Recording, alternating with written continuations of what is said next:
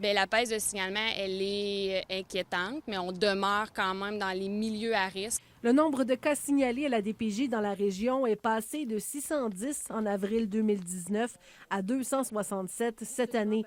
La fermeture des écoles dans les dernières semaines explique en partie cette baisse selon les autorités, puisqu'une bonne proportion des signalements vient normalement du système scolaire.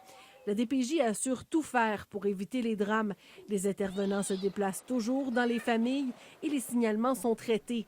Reste qu'on rappelle aux citoyens d'être vigilants, surtout pendant cette période où l'absence d'un enfant peut facilement passer inaperçue, car l'école n'est pas obligatoire. Pouvoir signaler quand on est notamment en risque d'abus physiques, de mauvais traitements sexuels, psychologiques, de troubles de comportement sérieux ou en négligence grave, bien ça, il ne faut pas hésiter à ce moment-là. Par ailleurs, plusieurs citoyens sont prêts à faire leur part. Depuis le drame de la fillette de Granby qui a secoué tout le Québec il y a un an, un nouveau comité Parents Secours s'est mis en place du côté de Shawinigan et il y en a un en formation du côté du secteur Grand-Mère.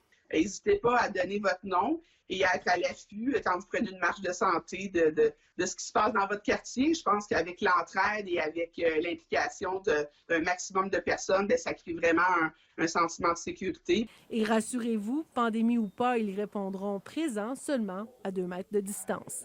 Amélie Saint-Yves, TVA Nouvelles, Shawinigan.